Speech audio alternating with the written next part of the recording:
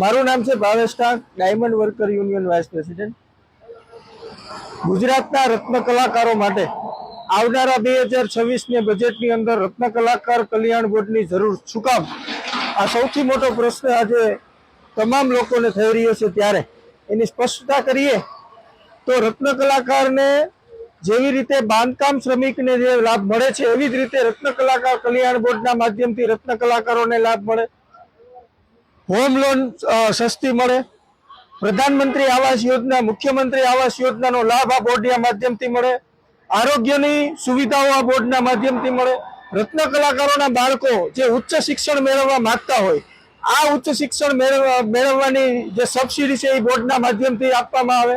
રત્ન કલાકારોને skill develop કરવી હોય તો આ સ્કિલ ડેવલપની પણ સુવિધાઓ આ બોર્ડના માધ્યમથી મળે. એટલા માટે રત્ન કલાકાર કલ્યાણ બોર્ડની માગણી કરી રહ્યા છીએ અને આ માગણી છેલ્લા 5 વર્ષથી ડાયમંડ વર્કર યુનિયન કરતું આવ્યું છે.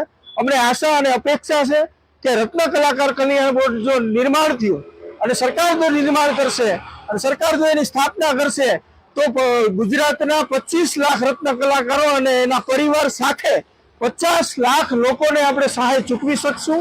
અને આ બોર્ડની અંદર જનપ્રતિનિધિ હોય કે પછી ઉદ્યોગકારોના પ્રતિનિધિ હોય અને રત્ન કલાકારોના પ્રતિનિધિને રાખવામાં આવે, જેથી કરી વહીવટાનો પારદર્શક રીતે જળવાઈ રહે.